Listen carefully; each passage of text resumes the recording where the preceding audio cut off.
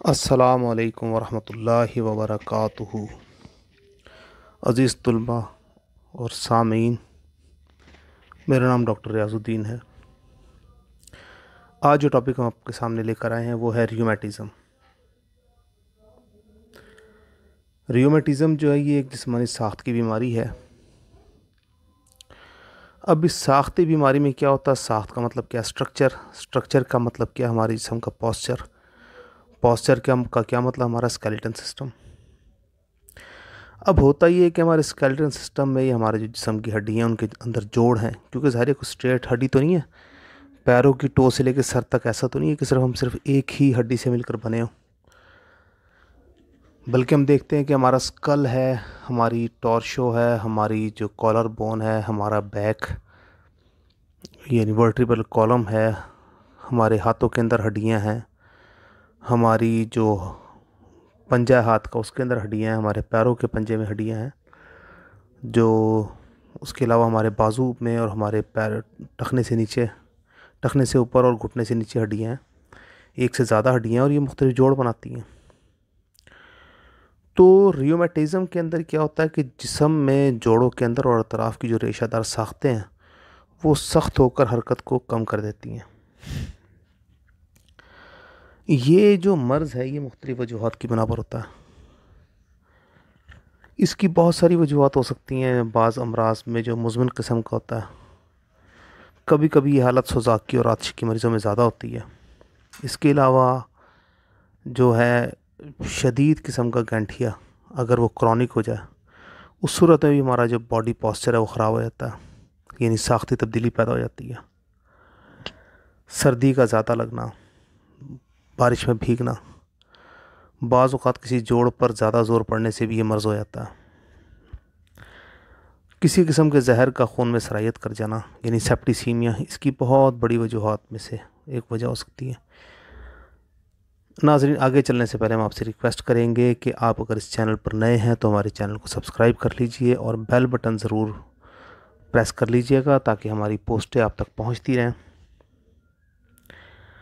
और अगर आप पुराने हमारे सब्सक्राइबर हैं और आपको हमारी पोस्ट पसंद आए तो इसको आप प्लीज़ फॉरवर्ड ज़रूर कीजिएगा ताकि हमारी हौसला अफजाई हो। नाज़रीन, इस चैनल को हमारे बनाने का मकसद सिंपल और बहुत ही मुख्तसर है कि बीमारियों के हवाले से लोगों में शऊर पैदा किया जाए, उन्हें बताया जाए असल में माहियतुल अमराज क्या है, यानी कि पैथोलॉजी बुनियादी तौर पर क्या है। इसका जो बुनियादी सबब फ़ायदा होगा वो होम्योपैथिक डॉक्टर्स को, हुक्मा के साथ साथ आम आवाम को भी होगा, ताकि उनको असबाब का और बीमारियों की कैफियत का पता लगे और वो अपने ज़्यादा इल्म और बेहतर इल्म की बुनियाद के ऊपर बीमारियों से बेहतर तौर पर बच सकें। अच्छा, अब ये जब जोड़ सख्त हो जाते हैं, मुतासर जोड़ों के इर्द गिर्द उज़लात कमज़ोर हो जाते हैं, तो अब जोड़ों में रतूबा जमा होना शुरू हो जाती हैं, जिसको हम कहते हैं कि स्वेलिंग हो गई, जोड़ सूज गए। अच्छा, इसमें दूसरी सूरत ये हो सकती है कि उनका जो स्ट्रक्चर है वो मोटा हो जाए या उनकी साख्त मोटी हो जाए। जब ये साख्त मोटी हो जाएगी तो उसके बाद जोड़ सूज कर बदशक्ल हो जाएंगे, बदवज़ा हो जाएंगे या डी शेप हो जाएंगे, मतलब अजीब व गरीब हो जाएंगे। आपने देखा होगा कि पैर के अंगूठे की उंगलियां टेढ़ी हो जाती हैं, हाथ के अंगूठे की उंगलियां टेढ़ी हो जाती हैं, या हमारी जो उंगलियां हैं वो यूरिक एसिड की वजह से या स्वेलिंग की वजह से टेढ़ी हो जाती हैं। यूरिक एसिड अगर प्रोमिनेंट उसके अंदर मौजूद रहे तो उससे हड्डियाँ जो हैं वो घुलना शुरू हो जाती हैं और फिर वो आपस में जुड़कर नकार होना शुरू हो जाती हैं। अच्छा, अब जब ये यूरिक एसिड बढ़ता है या डी शेप होना बढ़ता है तो बुखार हो जाता है पेशेंट को, बहुत ही माइनर सी गर्मी महसूस होती है। उसके बाद जो मरीज़ है वो कमज़ोर होना शुरू हो जाता है।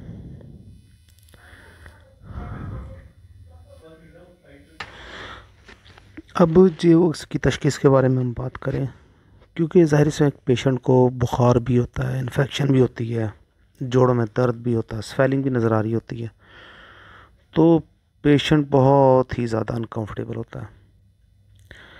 अब अगर उसके हम प्रेस्क्राइब उसको हम प्रॉपरली डायग्नोस ना करवाएं तो फिर ज़ाहिर है वो मुकम्मल उसका इलाज नहीं हो सकता, मरीज़ भी सेटिस्फाई नहीं होता।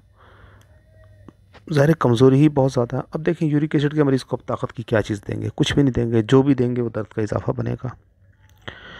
इसलिए सबसे पहले आप इसके जो है ना जो है ब्लड सेरम का टेस्ट करवाएं यूरिक एसिड का। उसके अलावा पेशाब का इम्तहान है, आर ए फैक्टर का आप लाजमी करवाइए, क्योंकि अगर आर ए फैक्टर पॉजिटिव है तो जाहिर है कि उसको आपको ये समझाना पड़ेगा कि अब पूरी ज़िंदगी आपने इन दर्दों के साथ रहना है।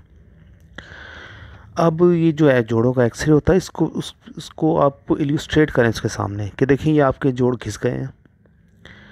इन जोड़ों में के आसपास स्वेलिंग की जो वजह है वो बहुत ज़्यादा इस्तेमाल है, आपकी बदपरहेज़ी है, यूरिक एसिड का लगातार रहना है। अब उसको क्योर तो मिलती रहेगी, लेकिन अब उसको ये सोचना कि मुकम्मल तौर पर उस तरह हो जाए जिस तरह आज से बहुत अरसे पहले थे, अब ये स्ट्रक्चरल फेलियर है, यानी स्ट्रक्चर जो तबाह हो गया ना। अब ज़ाहिर है दुनिया में ऐसी कोई भी मेडिसिन नहीं है जो मेडिकेटेडली जो है घिसे हुए कैल्शियम को या कम हुए कैल्शियम को दोबारा मुकम्मल तौर पर पैदा करवा सके। हाँ, ये कि ये होता है कि स्वेलिंग वगैरह ख़त्म हो के इस कंडीशन में ले आए कि जो जोड़ों की जो नोकें बननी शुरू हो गई हैं डिकम्पोज होने की वजह से, या अंदर मज़ीद जो स्ट्रक्चरल डैमेज है वो होना बंद हो जाए।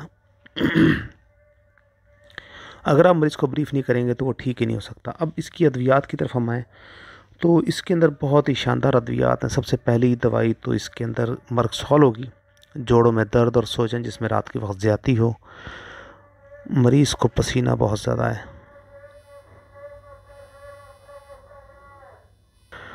रस्टॉक्स एक बहुत ही शानदार दवाई है। ये दवाई दर्दों और वजाल मुफासिल की अजीम दवाओं में शुमार होती है।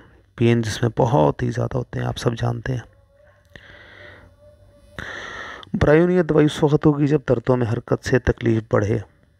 अच्छा, तकलीफ़ काफ़ी ज़्यादा होती है, इसमें कॉन्स्टिपेशन भी होता है, मरीज़ में ड्राइनेस भी होती है, उज़लात दुखते हैं, सूजे हुए होते हैं, जोड़ सुर्ख और बहुत गर्म होते हैं, हरकत करने से तकलीफ़ बढ़ती हैं। आपको पता है कि रियोमेटिज़म में और ये इशू बहुत ही ज़्यादा होते हैं। हरकत करने से ये नहीं पॉसिबल ही नहीं हो रहा होता कि हरकत की जाए।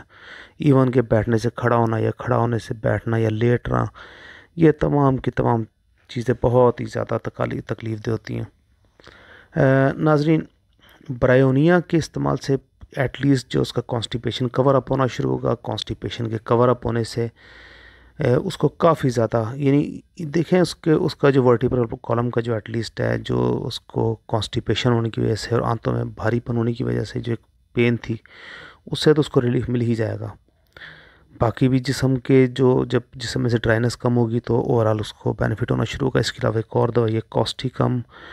कॉस्टिकम में जोड़ अकड़ जाते हैं, उज़लात के बंद छोटे हो जाते हैं और आज़ाब बदशकल हो जाते हैं। गर्मी से आराम होता है। ये छोटी पोटेंसी से बड़ी पोटेंसी तक दी जा सकती है, लेकिन रिकमेंडेड यही है कि आप इसको 15 दिन तक 30 में दें। उसके बाद फिर 15 दिन बाद एक डोज 1 mg देकर इसको गैप दें और फिर दोबारा 15 दिन के लिए कॉस्टिकम 30 में दें। इससे पेशेंट को बहुत ज़्यादा फ़ायदा होता है। नाज़रीन, एक और दवाई बहुत ही शानदार है जिसके बगैर मेरा ख्याल है कि रियूमेटिज़म का इलाज नहीं हो सकता, वो है लैडम पॉल। लैडम जो 30 में वही तरीका कार होगा, एक हफ़्ते के लिए 30 में दें और उसके बाद फिर 1 mg के अंदर एक डोज दें, फिर बीच में 3 दिन का गैप डालकर फिर एक वीक के लिए आप उसको लैडम 30 दें।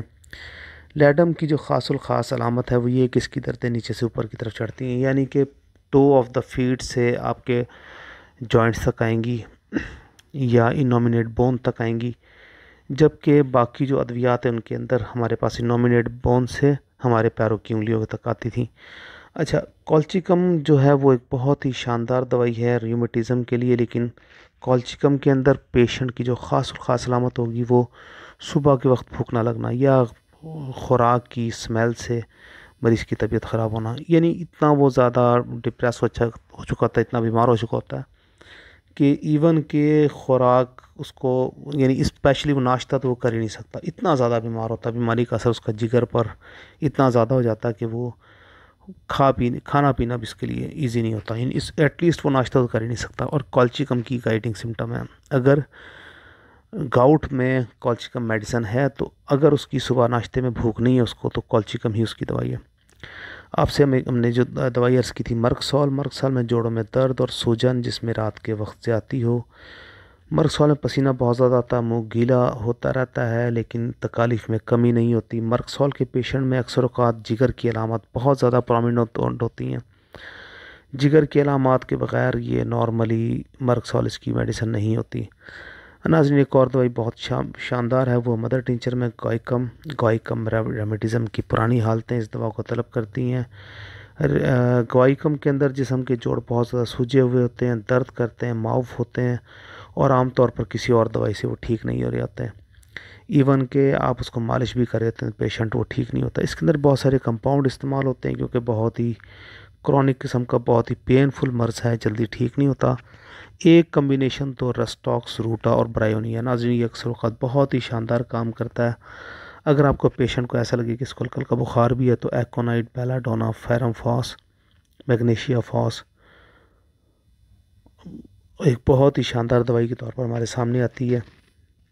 अगर आपको लगे कि इसके कंट्रीब्यूशन में चोटों का भी अमल दखल है तो फिर आर्निका, ब्रायोनिया और रस्टॉक्स एक बहुत ही शानदार कम्बिनेशन हो सकता है। इसके अलावा कॉल्चिकम, गॉइकम और रस्टॉक्स भी बहुत ही शानदार एक कम्बिनेशन हो सकता है इस मर्ज़ के लिए।